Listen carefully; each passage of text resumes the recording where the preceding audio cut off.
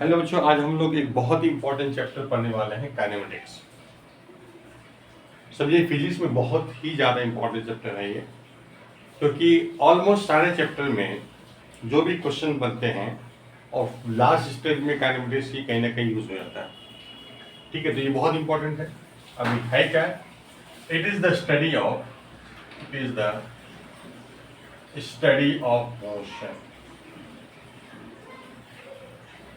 The study of motion without knowing its cause.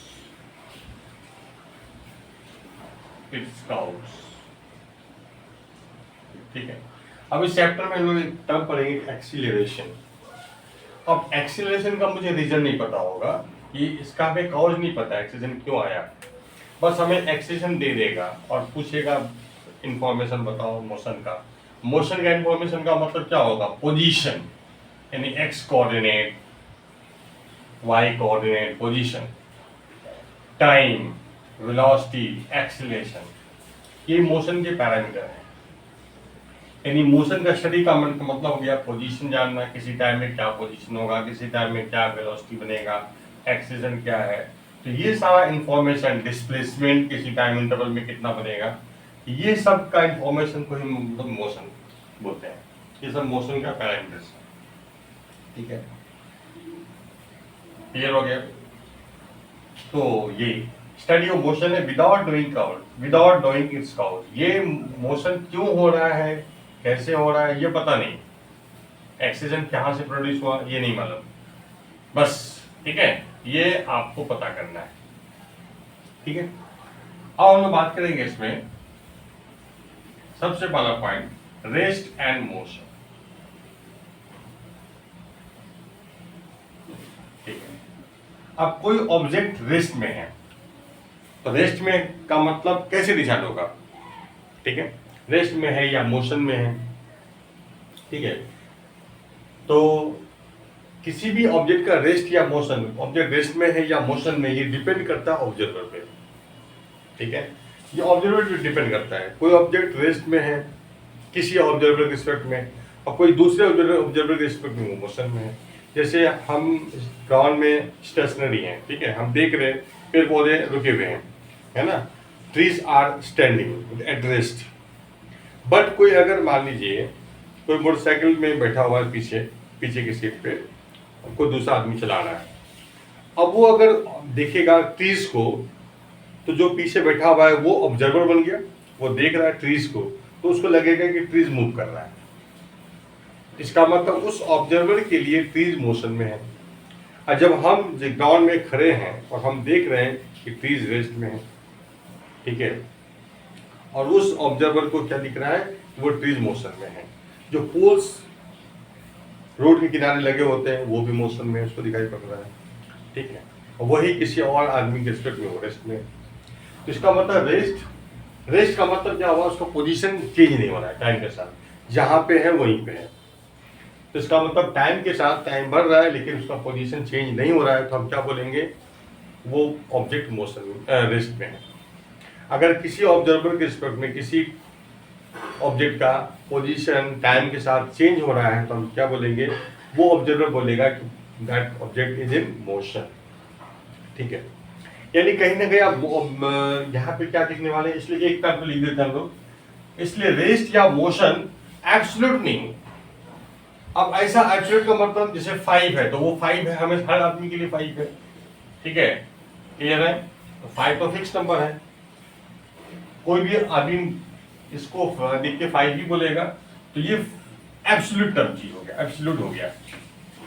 ठीक है, लेकिन रेस्ट या मोशन ऑब्जर्वर पर डिपेंड कर रहा है, तो इसलिए रेस्ट या मोशन एब्सोल्यूट नहीं है। रेस्ट ऑब्लिक मोशन या रेस्ट एंड मोशन कर दीजिए, आर नॉट एब्सोल्यूट टर्म्स। ठीक है, they are relative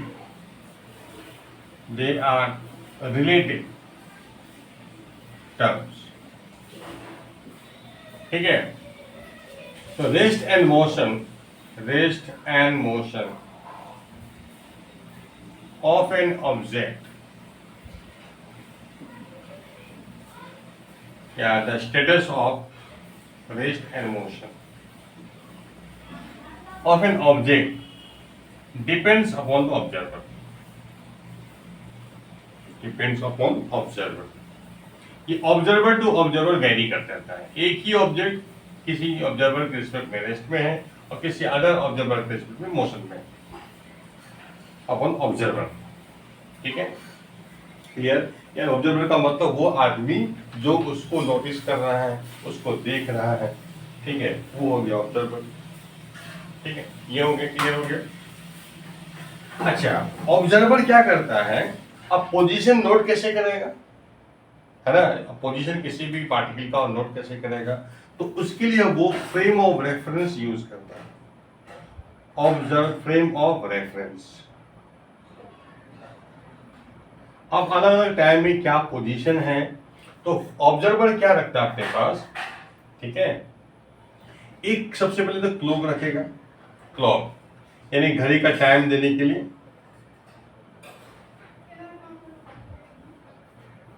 time note करने के लिए क्लॉक रख लिया उसने।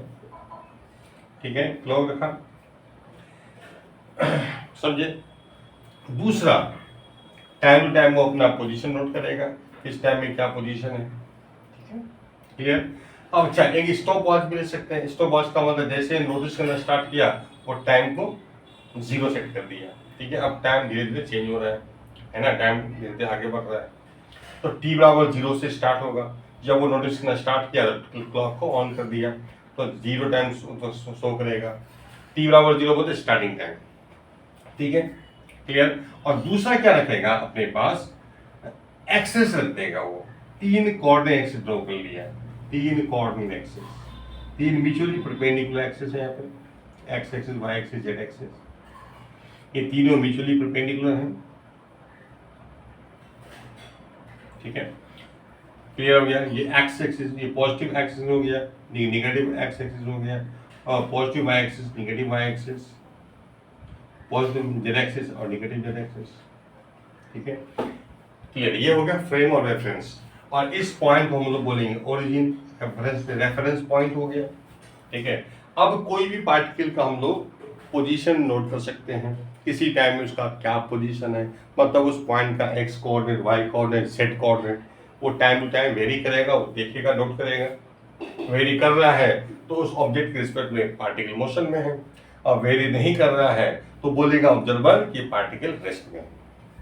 ठीक है, तो ये फ्रेम और रेफरेंस हो गया। ठीक है, कोई दिक्कत?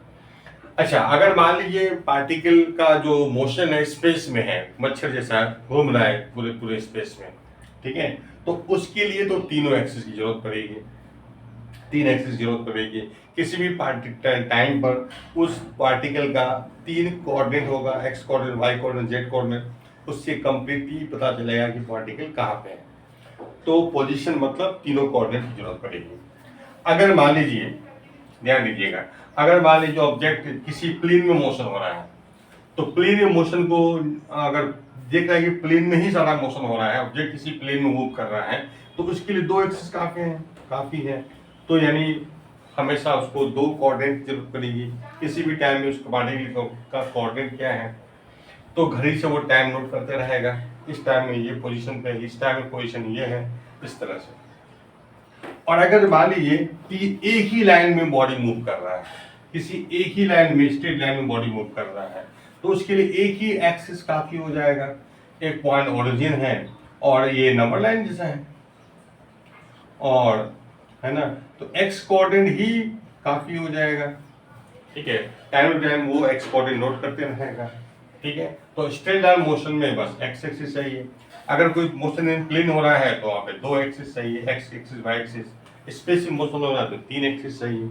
ठीक है, क्लियर हो गया? और अच्छा, बहुत जगह हम लोग क्या करते हैं, हम इनडायरेक्टली रेफरेंस की बात करते हैं। जैसे आपको पूछेगा कि दिल्ली कितना दूर है, ठीक है, तो आप क्या बोलोगे? आप बता दोगे भाई, है ना, तो 1000 किलोमीटर। इसका मतलब जहाँ पे वो आदमी है वो अपने रिस्पेक्ट में बात कर रहा है कि हम यहाँ से दिल्ली इतना किलोमीटर है। ठीक है, समझे? या बस स्टैंड, यहाँ से बस स्टैंड जो है पूछेंगे कहाँ कितना दूरी पे है, तो बोलेंगे 10 किलोमीटर। यानी वो अपनी लोकेशन के रिस्पेक्ट में बात कर रहा है, यानी अपने आप को ओरिजिन समझ लेता है ना। और ओरिजिन से इतना दूरी पे है, यानी हम अपने से रेफरेंस, हम अपने आप को रेफरेंस मान लेते हैं, फिर यहाँ से हम लोग ओरिजिन बताएंगे। तो ऑब्जर्वर भी क्या करेगा, ऑब्जर्वर जहाँ पे भी है समझो अपने आप को ओरिजिन पर एज्यूम कर लिया, ठीक है। यहीं से तीनों एक्सिस खुल रहा है, तीनों एक्सिस है ना, 3 म्यूचुअल प्रोपोर्शनल डायरेक्शन में तूने एक्सिस एज्यूम कर लिया, अपने आप को ओरिजिन पे केंद्रित कर लिया, ठीक है। और वो टाइम टू टाइम पोजीशन की बात करेगा, ठीक है। तो समझो ऑब्जर्वर जहां पे है, ऑब्जर्वर जहां पे, that is the reference point origin, ठीक है। क्लियर हो गया रेफरेंस पॉइंट।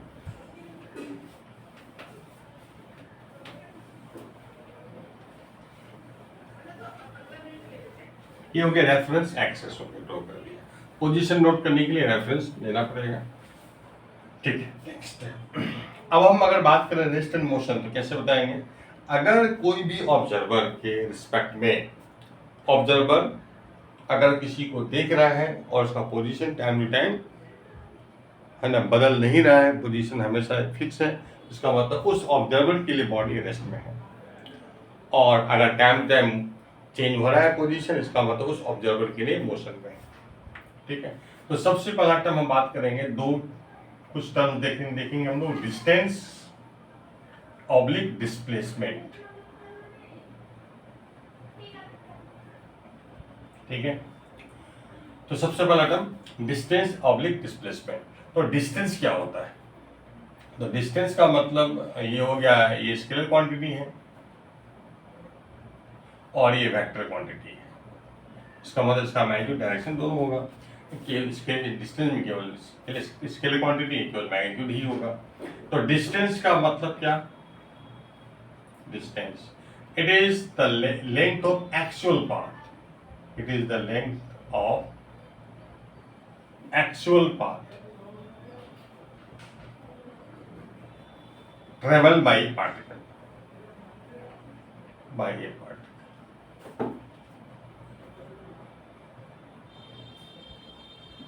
इन ए गिवन टाइम इंटरवल। आपको कोई टाइम इंटरवल दिया जाएगा कि इस टाइम के ड्यूरेशन में वो पार्टिकल का कितना डिस्टेंस है, तो वो क्या होगा, उस पार्टिकल के द्वारा एक्चुअल पाथ जो वो ट्रैवल करने वाला है उसका लेंथ को बोलेंगे डिस्टेंस। यानी यहाँ पे आपको एक्चुअल मोशन पता होना चाहिए कि भाई पार्टिकल का मोशन किस प्रकार से हो रहा है। जैसे मान लीजिए अगर पार्टिकल ऐसे ऐसे घूम रहा है, यहाँ पे आ गया, ठीक है, ऐसे घूमते हुए यहाँ पे आ गया, इनिशियली यहाँ पे था, किसी टाइम इंटरवल में फाइनली यहाँ पे आ गया, ठीक है। तो हमें डिस्टेंस का मतलब क्या होगा, जिससे आप क्या कीजिए, एक धागा लीजिए, उसका है ना एक एंड को यहाँ बांध दीजिए और धागे को एकदम इसी पाथ के अलॉन्ग रख दीजिए, जिस पाथ से होंगे किया है उसी पाथ के अलॉन्ग बिछा दीजिए उसको, धागे को, ठीक है, ऐसे बिठा दिए और यहाँ तक अब जो है धागा काट दीजिए, ठीक है। अब इतना धागा आ गया, स्ट्रिंग आ गया आपके पास, और उसको आप खींच करके लंबा कर लिए, स्केल से नाप लीजिए, ये आपका डिस्टेंस होगा। ये पूरा एक्चुअल पाथ क्या हो जाएगा, डिस्टेंस हो जाएगा, समझे ना। ये हो गया डिस्टेंस, कैपिटल डी से डिनोट करते हैं इसको, ठीक है। ये बन गया आपका डिस्टेंस। जैसे मान लीजिए कोई पार्टिकल था, एक्स एक्सिस में मूव कर रहा है, मान लीजिए पार्टिकल स्टार्ट किया x बराबर 4 मीटर से स्टार्ट किया और यहाँ से पहले चला गया x इक्वल टू 10, जहाँ पे है वहाँ इस पॉइंट का एक्सपोनेंट 10 मीटर है, वहाँ पे गया। फिर ये पार्टिकल लौट करके मान लो यहाँ चला गया x इक्वल टू -6 मीटर पे, ठीक है। तो पार्टिकल स्टार्ट यहाँ से गया, खत्म यहाँ पे हुआ, यानी यहाँ से पहले गया x इक्वल टू +10 पे और फिर वापस आकर के वापस लौटते हुए चला गया x इक्वल टू -6 मीटर पे। अब बताओ डिस्टेंस कितना होगा, इनिशियली यहाँ था, फाइनली यहाँ पे, और डिस्टेंस कितना होगा, ठीक है। तो देखिए एक्चुअल पाथ कैसा हुआ, पार्टिकल यहाँ से यहाँ गया, फिर वहाँ से यहाँ पे आया, तो जाने कितना गया इधर राइट, मतलब टुवर्ड्स राइट कितना मूव किया। तो जब भी देखिए एक्स एक्सिस में जब भी पार्टिकल अगर मूव करेगा दो पॉइंट के बीच की दूरी जब भी अब दिखेगा तो हम क्या करेंगे, उन दोनों पॉइंट का एक्स कोऑर्डिनेट का डिफरेंस निकाल लीजिए। तो बड़ा ज़्यादा जिसका एक्स कोऑर्डिनेट है उसमें से कम वाला एक्स कोऑर्डिनेट माइनस कर दीजिए। तो ये दूरी जो है ए मान लो बी और ये सी, तो जो ए बी होगा वो हो जाएगा इसका एक्स कोऑर्डिनेट माइनस इसका x coordinate that is 6 metre. और जो बी सी हो जाएगा, बी सी में एक्स कोऑर्डिनेट इसका ज़्यादा इसका कम है, तो यानी 10 माइनस माइनस 6 यानी प्लस 16 मीटर। तो इसलिए एक्चुअल पाथ जो है वो कितना हो गया, A B plus B C. तो यानी दोनों डिस्टेंस को ऐड करेंगे तो दोनों लेंथ को ऐड कर देंगे तो ये एक्चुअल पाथ की लंबाई हो जाएगा यानी 16, यानी हो गया 22 मीटर हो जाएगा। इतना डिस्टेंस ट्रैवल किया, ठीक है। जिस भी टाइम इंटरवल में यहाँ से चला और यहाँ तक पहुँचा तो उस पूरे टाइम इंटरवल में इतना डिस्टेंस कवर किया, ठीक है। अब मान लीजिए कोई पार्टिकल सर्कुलर पाथ में चल रहा है, सर्कुलर पाथ में चल रहा है। अब इसका रेडियस है मान लीजिए 100 मीटर रेडियस है। अब इस सर्कुलर पाथ में रोटेट कर रहा है, घूम रहा है, चक्कर काट रहा है, रिवॉल्व कर रहा है, ठीक है। अब मान लीजिए कहीं से स्टार्ट किया और 10 राउंड मार लिए, 10 राउंड पूरा कर लिया, किसी टाइम इंटरवल में 10 राउंड कंप्लीट कर लिया, 10 राउंड कंप्लीट कर लिया, ठीक है। पूरा 10 कंप्लीट राउंड उसने कवर किया किसी टाइम इंटरवल में, तो कितना डिस्टेंस ट्रेवल करेगा। तो एक राउंड जब घूम जाता है तो वो कितना डिस्टेंस कवर कर लेता है, 2 पाई आर। तो ऐसा काम वो 10 बार किया है, तो हर बार वो डिस्टेंस ऐड होते जाएगा, हर बार वो लेंथ ऐड होते जाएगा, ठीक है। हर रोटेशन के बाद जो है उसका लेंथ ऐड होते जाएगा। इसलिए टोटल डिस्टेंस क्या होगा, टोटल पाथ की लंबाई, एक्चुअल पाथ की लंबाई, टोटल पाथ यानी 10 टाइम्स एक राउंड में चलता है 2 पाई आर डिस्टेंस। तो यानी 10 टाइम्स 2 पाई इंटू 100, ऐसा, क्लियर है। तो यानी 2 पाई इंटू 1000, ठीक है, इतना मीटर डिस्टेंस ट्रेवल कर लिया। 2 इंटू 3114 इंटू 1000 मीटर, यानी फाइनली क्या हो जाएगा, ये कटा तो यानी 20 गुना इतना, यानी 8 2 6 है ना, इतना मीटर डिस्टेंस ट्रेवल कर लिया, ठीक है।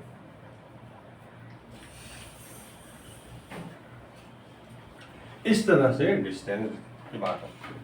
अब हम बात करेंगे displacement. Displacement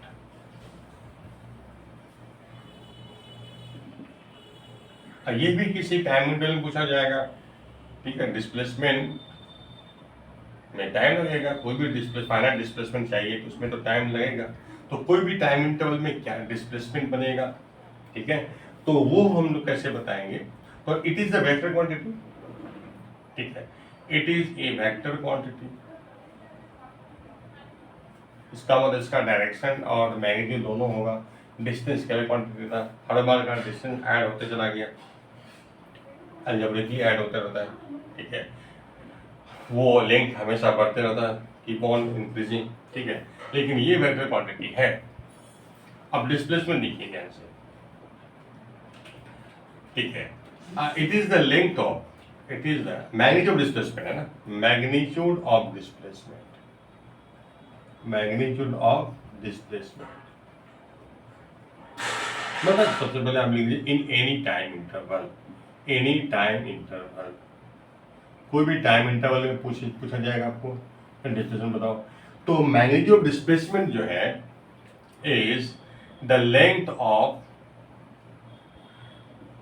the shortest path, shortest path, ठीक है।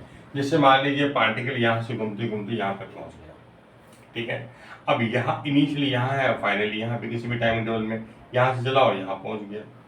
तो उस टाइम इंटरवल में शॉर्टेस्ट पाथ क्या होगा, जैसे यहाँ से पार्टिकल घूमते हुए यहाँ पे पहुँचा है, यहाँ से यहाँ पहुँचने का बहुत सारे रास्ते हैं। एक रास्ता ऐसे भी पहुंच सकते थे, एक रास्ता, ठीक है, ऐसे भी पहुंच सकते थे। क्लियर है? यहाँ से यहाँ पहुंचने का बहुत सारा रास्ता है, और एक शॉर्टेस्ट पाथ अगर आपको चलना है तो सीधा का सीधा जा सकते थे यहाँ पे। ठीक है, तो यही शॉर्टेस्ट पाथ है, यहाँ से यहाँ जाने का शॉर्टेस्ट पाथ यही था। ठीक है, तो इसलिए हम क्या करेंगे, हमेशा इनिशियल और फाइनल पॉइंट को स्केल से आप ज्वाइन कर दीजिए। ठीक है, इनिशियल फाइनल पॉइंट को क्या कीजिए, स्केल से ज्वाइन कर दीजिए, स्ट्रेट ज्वाइन कर दीजिए। ये होगा ये जो लेन लंबाई आएगा ये होगा डिस्प्लेसमेंट का मैग्नीट्यूड। मैंने सब अलग अलग पॉसिबल पाथ दिखाया है, समझे कि नहीं? तो और ये शॉर्टेस्ट पाथ है, यहाँ से यहाँ जाने का शॉर्टेस्ट पाथ। तो इसी का जो लंबाई होगा, शॉर्टेस्ट पाथ की जो लंबाई होगा वही होगा डिस्प्लेसमेंट का magnitude. It is denoted by S, denoted by S vector. तो ये जो लेंथ है, ये लेंथ हो गया डिस्प्लेसमेंट वेक्टर का मैग्नीट्यूड। और डायरेक्शन क्या होगा, डायरेक्शन ऑफ डिस्प्लेसमेंट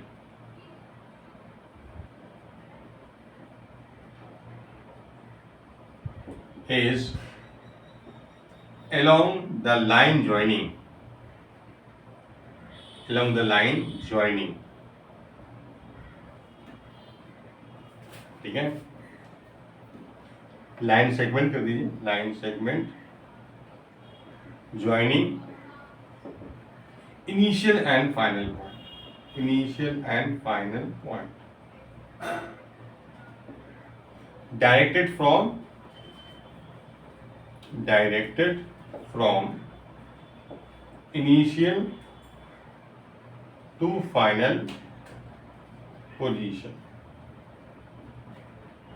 ठीक है, तो डायरेक्शन आपको लेना है इनिशियल से फाइनल पोजीशन, यानी इनिशियल पॉइंट ये है, फाइनल पॉइंट है, इसी लाइन के लंब होगा, लेकिन किधर की तरफ होगा, इनिशियल से फाइनल की तरफ होगा। इसका मतलब फाइनल पॉइंट पे हेड होगा, फाइनल पॉइंट पे हेड होगा, इनिशियल पॉइंट पे टेल होगा। तो इनिशियल पॉइंट और फाइनल पॉइंट को सीधा ज्वाइन कर दीजिए और फाइनल पॉइंट पे हेड रख दीजिए। ठीक है, ये पूरा डिस्प्लेसमेंट वेक्टर तैयार हो गया।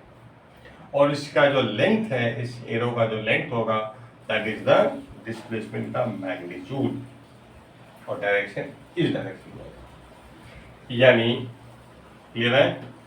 तो इनिशियल पॉइंट टेल बनेगा और final point, final position head बनेगा।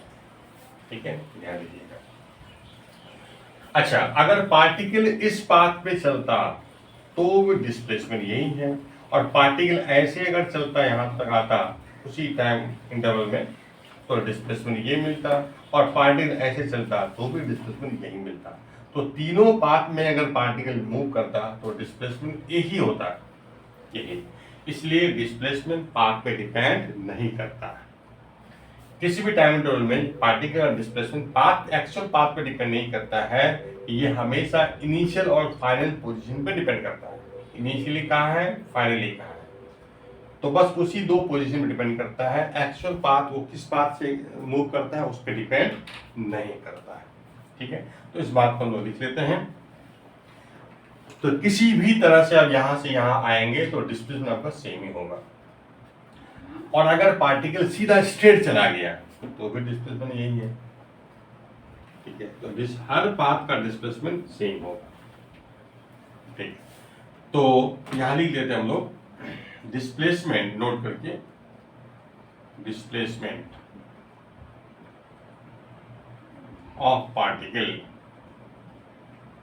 In any time interval does not depend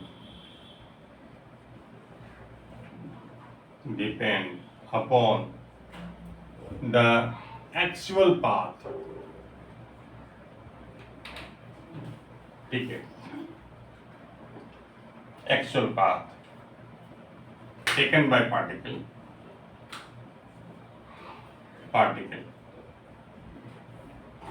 समझे? It only depends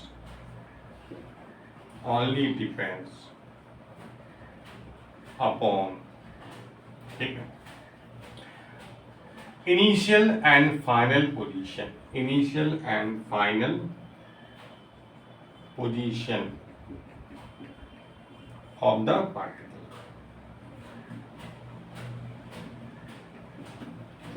बस इनिशियल और final position of the particle है पे डिपेंड करता है। वो सही बात में चलेंगे, आपका सेम आएगा, कोई दिक्कत।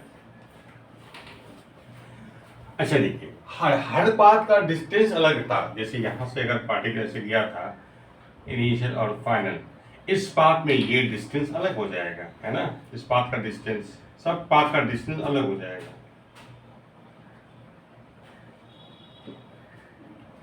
ठीक है, ये था, ये डिस्प्लेसमेंट था। देखिए हर पाथ का डिस्टेंस अलग हो जाएगा। अगर सीधा का सीधा पार्टिकल ऐसे चलता तो ये पार्ट सीधे से चले जाता तो डिस्टेंस और डिस्प्लेसमेंट का मैग्नीट्यूड सेम हो जाता। इसलिए डिस्प्लेसमेंट का जो मैग्नीट्यूड है और डिस्टेंस दोनों में फर्क क्या है, इसका जो मैग्नीट्यूड है वो आपको डिस्टेंस से कम आएगा या इक्वल भी आएगा। इक्वल कब होगा, इक्वल कब होगा, जब इस पाथ पे चलेगा। इस पाथ पे डिस्प्लेसमेंट का मैग्नीट्यूड और डिस्टेंस सेम है, बाकी पाथ पे डिस्टेंस और डिस्प्लेसमेंट डिफरेंट है। ठीक है, समझ गए। तो डिस्टेंस आपको हमेशा डिस्प्लेसमेंट से ज्यादा या इक्वल होगा। अगर पार्टिकल एक स्ट्रेट लाइन पाथ में जा रहा है विदाउट रिटर्निंग बैक, किसी भी टाइम इंटरवल में अगर स्ट्रेट लाइन पाथ पे पार्टिकल मूव कर रहा है और विदाउट रिटर्निंग, कभी भी वो रिटर्न नहीं हो रहा है, जाते ही जा रहा है, जाते ही जा रहा है, रिटर्न नहीं हो रहा है, तो फिर उस टाइम इंटरवल में डिस्टेंस और डिस्प्लेसमेंट सेम होगा। ठीक है, स्ट्रेट लाइन पाथ में जा रहा है लेकिन पार्टिकल लौट नहीं रहा है, जिस लाइन में जा रहा है उसी लाइन से जा ही रहा है, लौटेगा तो फिर अलग हो जाएगा, डिस्टेंस ज्यादा हो जाएगा, डिस्प्लेसमेंट कम हो जाएगा।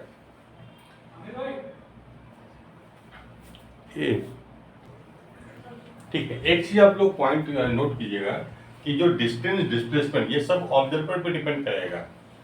ठीक है, ऑब्जर्वर कौन उसको देख रहा है कि नहीं। अगर मेंशन ही ऑब्जर्वर तो इसका मतलब है कि एक्चुअल आपको डिस्प्लेसमेंट या डिस्टेंस पूछा जा रहा है, यानी आपका ऑब्जर्वर ग्राउंड में रेस्ट में है, यानी ऑब्जर्वर ग्राउंड में है, वो रेस्ट में है और वो नोटिस कर रहा है ना। तो एक्चुअल वाला काम, एक्चुअल डिस्प्लेसमेंट, एक्चुअल डिस्टेंस वो बताना होता है। ठीक है, देखते हैं आगे।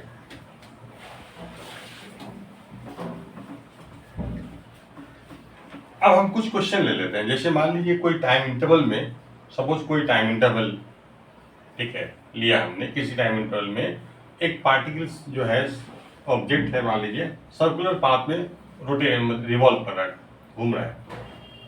ठीक है,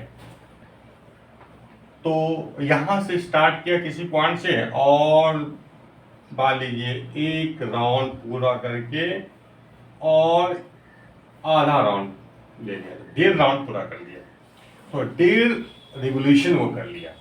यहाँ से एंटर किया, ऐसे घूमा, एक पूरा राउंड लिया, अब फिर आधा राउंड यहाँ पे ले लिया। और इसका रेडियस मान लेते हैं, आपको आर है 21 मीटर। ठीक है, और पाई का वैल्यू आपको यूज करना है 22/7। तो हमको बताना है कि इसमें डिस्टेंस और डिस्प्लेसमेंट कितना होगा। जिस भी टाइम इंटरवल में 1.5 राउंड कंप्लीट किया, उस टाइम इंटरवल में कितना डिस्टेंस ट्रेवल किया और कितना उसका डिस्प्लेसमेंट हुआ। तो इनिशियली यहाँ था और फाइनली यहाँ पे आया। एक्चुअल पाथ तो आपका 1.5 राउंड कंप्लीट हुआ है और पहुंचा कहाँ, यहाँ से यहाँ पहुंचा है। तो डिस्प्लेसमेंट को कोई मतलब नहीं है कि क्या हुआ, एक्चुअल मूवमेंट कैसा हुआ, वो सीधा इनिशियल और फाइनल पोजीशन पे ध्यान देता है। बस इनिशियल पोजीशन ये, फाइनल, तो सीधा इन दोनों को ज्वाइन कर लीजिए स्ट्रेट लाइन से। ये तो डायमीटर हो गया, सेंटर से पास कर रहा है कोड, डायमीटर बन गया। ठीक है, तो आपका डिस्प्लेसमेंट का जो डायरेक्शन होगा इनिशियल से फाइनल पॉइंट की तरफ होगा। फाइनल पॉइंट पे हेड बनेगा, इनिशियल पॉइंट पे टेल बनेगा, यही हुआ डिस्प्लेसमेंट वेक्टर। ठीक है, इसका जो मैग्नीट्यूड है ये इनिशियल और फाइनल, इसी लाइन सेगमेंट की इनिशियल और फाइनल पॉइंट को ज्वाइन करने वाला लाइन सेगमेंट का लेंथ होगा, दैट इज 2r, यानी 2 × 21, यानी 42 मीटर हो गया, डिस्प्लेसमेंट हो गया। अगर हम बात करेंगे डिस्टेंस कितना हुआ, डिस्टेंस तो एक्चुअल पाथ की लंबाई होती है, तो एक राउंड में कितना चला, है ना, फिर आधा राउंड, मतलब 1.5 राउंड है, तो 1.5 राउंड, एक राउंड में 2 पाई आर दूरी कवर होता है। ठीक है, इस पूरे सर्कल की लंबाई 2 पाई आर है, और 2 पाई आर के बाद फिर से पाई आर चला है, तो वही है 1.5 टाइम्स 2 पाई आर कर लीजिए, तो ये बनेगा आपका 3 पाई आर। अब इसका वैल्यू पुट कर दीजिए 22/7 इंटू 21। ठीक है, तो इस तरह से 9 टाइम्स ये, तो 9 टू द 18 और 9 टू द 18 प्लस 1, इतना मीटर आपका डिस्टेंस हो गया। ठीक है, चलिए दूसरा क्वेश्चन ले लेते हैं। मान लो कोई पार्टिकल जो है, अब कोई आदमी अपने घर से निकला, पहले गया 50 मीटर नॉर्थ, अपने घर से निकल के 50 मीटर नॉर्थ जाता है। ठीक है, फिर वहां से राइट टर्न मारता है ना, और वो 30 मीटर या चलिए 20 मीटर चला गया, 20 मीटर राइट टर्न ले लिया, पहले नॉर्थ चला, फिर 20 मीटर राइट टर्न लेके कहाँ जाएगा, ईस्ट की तरफ जाएगा। यहाँ से पहले घर से निकला 50 मीटर चला around north and then turns right, और 20 मीटर चला ईस्ट के राउंड। ठीक है, और फिर वहां से अब साउथ चलता है। ठीक है, तो साउथ डायरेक्शन में वो चला 10 मीटर मान लेते हैं, साउथ डायरेक्शन में 10 मीटर चला, फिर वहां से टर्निंग लिया, है ना, फिर से टर्न राइट टर्न हो गया, साउथ की तरफ चला, 10 मीटर चला।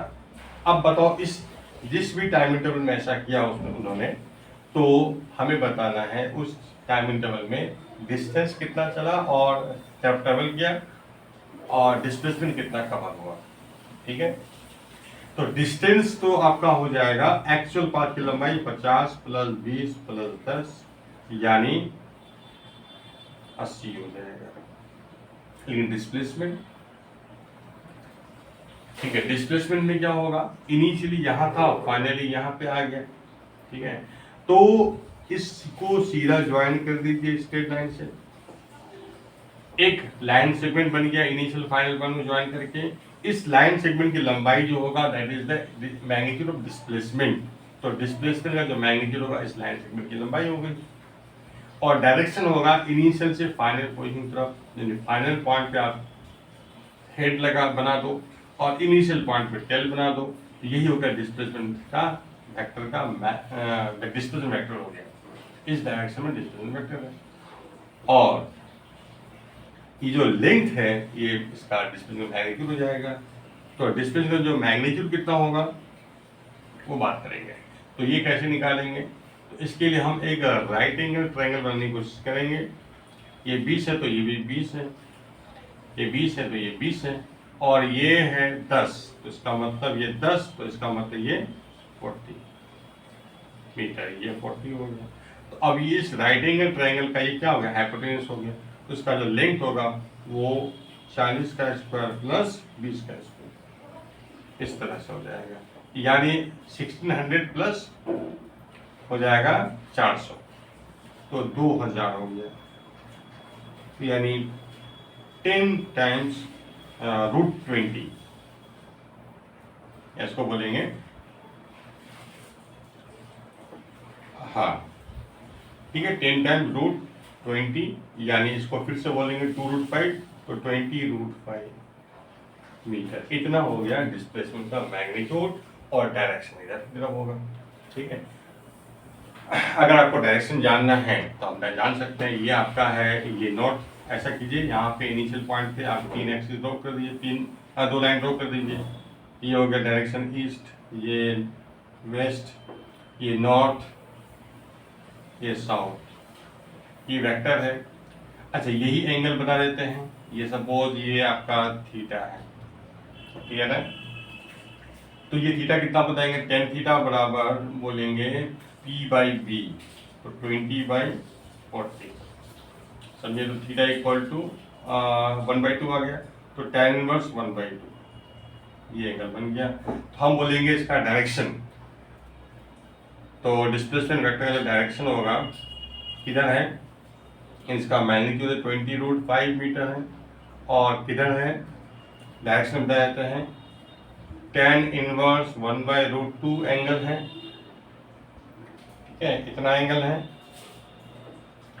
हाँ, किधर से एंगल है भाई, नॉर्थ से एंगल है, ईस्ट की तरफ, तो इतना ईस्ट ऑफ नॉर्थ, ये नॉर्थ से एंगल बना हुआ है, ऑफ नॉर्थ बताएंगे, इतना एंगल ईस्ट ऑफ नॉर्थ। हाँ, अगर मान लीजिए कोई पार्टिकल स्पेस में जा रहा है या कोई प्लेन में मोशन हो रहा है, तो उसका डिस्प्लेसमेंट हम अगर बताना है in terms of position vector, वो कैसे बताएंगे,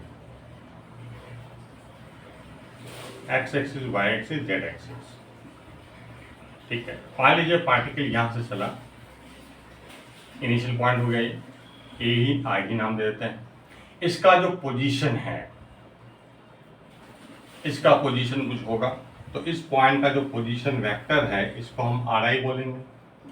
हो सकता है इसे कोऑर्डिनेट दिया जाएगा x1, y1, z1, ठीक है। यही वेक्टर ओरिजिन से इस पॉइंट तक का वेक्टर क्या बोलेंगे हम लोग, position vector of initial point. तो पॉइंट का नाम ए रख दिया, तो वही वेक्टर हम लोग जानते हैं कितना होता है, x1i plus y1j plus z1k। ये ओरिजिन से उस पॉइंट तक का वेक्टर है, इसलिए इसको बोलते हैं position vector of point A. R A बोलिए, क्योंकि ये इनिशियल पोजीशन है तो इसमें आर आई को बोल सकते हैं, ये हो गया आर आई, ठीक है। मान लीजिए यहाँ से स्टार्ट किया पार्टिकल चलना, और कोई भी रैंडम पाथ में जा करके यहाँ पे पहुँच गया, ठीक है, फाइनली यहाँ पहुँच गया बी पॉइंट, इसका कोऑर्डिनेट बता दिया x2, y2, z2, यानी आर फाइनल, बी पॉइंट का पोजीशन वेक्टर क्या बोलेंगे, आर फाइनल, ठीक है। ये हो गया r final, that is x2i plus y2j plus z2k। अब आपका डिस्प्लेसमेंट वेक्टर क्या होगा, आप इनिशियल और फाइनल पॉइंट को सीधा स्ट्रेट लाइन से जोड़ दीजिए, ये वेक्टर बन गया डिस्प्लेसमेंट वेक्टर, ठीक है। तो एस वेक्टर जो होगा वो एक्चुअल में ए वी वेक्टर हो जाएगा, और वो कैसे निकालेंगे, तो देखिए ये आर आई वेक्टर है, ये ए वी वेक्टर है, और ये यही एस वी वेक्टर भी है ना। तो देखिएगा यहाँ पे ध्यान से, तो ये ट्रायंगल लो से ये वेक्टर प्लस ये वेक्टर बराबर ये वेक्टर, तो r i vector plus A B vector equal to r final vector, ठीक है। ये प्लस ये बराबर ये ट्रायंगल लो से, क्योंकि इस वेक्टर के हेड पे इसका टेल है, हेड पे टेल, तो ट्रायंगल लो से हम ऐड करेंगे तो दोनों का रिजल्टेंट वेक्टर ये बनेगा। इसलिए ए बी जो वेक्टर होगा वो होगा r final vector minus are initial vector. अच्छा, यानी एस जो होगा ए बी वेक्टर मतलब r final minus are initial, इसको हम बोलेंगे delta r, final minus initial change है ना, तो ये चेंज को हम लोग डेल्टा आर से डिनोट करते हैं। बड़ा चेंज है तो delta R, very very very very small change है तो उसको डी आर ऐसा बोलते हैं, है ना, वेरी वेरी स्मॉल। कि जब चेंज जो डेल्टा आर है टेंस टू जीरो तब हम बोलते हैं डी आर, तब सिंबल। तो बड़ा चेंज के लिए हम डेल्टा सिंबल यूज करते हैं, तो यानी डेल्टा आर वेक्टर, ठीक है। Change in are, change in position vector, अब डिस्प्लेसमेंट वेक्टर बन जाएगा। इसी चीज को हमने डेल्टा आर लिखा है, याद रखिएगा डिस्प्लेसमेंट क्या हो जाएगा, डेल्टा आर, ठीक है। यानी are final minus are initial, तो इसमें इसको माइनस कर दीजिएगा, तो आपका ये हो जाएगा x2 minus x1 i cap, y2 minus y1 j cap, और z2 minus z1 k cap, ठीक है। अब xy प्लेन में होगा तो k नहीं आएगा, बस तो ij रहेगा। और अगर आपका स्ट्रेट लाइन पाथ में मूव कर रहा है, पार्टिकल स्ट्रेट लाइन पाथ में मूव कर रहा है, तो वहां तो आपको एक ही एक्सिस काफी हो जाता है। मान लीजिए स्ट्रेट लाइन पाथ में मूव कर रहा है, इनिशियली मान लीजिए यहाँ पे था, इसका इसका हमें एक्स पता होना चाहिए, एक्स आई बस, यानी आपका जो पोजीशन वेक्टर वो एक्स कोऑर्डिनेट ही काम करेगा। X coordinate act as a position vector. X coordinate positive भी होता है, निगेटिव भी होता है, प्लस और माइनस डायरेक्शन की तरह काम करेगा। एक्स पॉजिटिव है तो टुवर्ड्स राइट है, ओरिजिन से राइट दाएं तरफ पॉइंट है, निगेटिव है तो एक्स पीछे है, ओरिजिन से पीछे है। तो प्लस माइनस इसमें होता ही है, नंबर लाइन है एक्स एक्सिस, तो एक्स कोऑर्डिनेट प्लस भी होता है माइनस भी होता है। तो यानी आपका पोजीशन वेक्टर ही क्या हो गया, एक्स हो गया, एक्स कोऑर्डिनेट का काम करेगा। तो मान ली पार्टिकल यहां से चल करके यहां पे पहुंच गया फाइनल, ठीक है, क्लियर। तो आर आई हो गया आपका एक्स आई, आर फाइनल हो गया आपका एक्स फाइनल। तो डिस्प्लेसमेंट जो होता है वो डिस्प्लेसमेंट तो डेल आर है, यानी are final minus are initial, यानी X final minus X initial, that is delta X. अब बोल सकते हैं डिस्प्लेसमेंट, तो डिस्प्लेसमेंट वेक्टर डेल्टा एक्स है।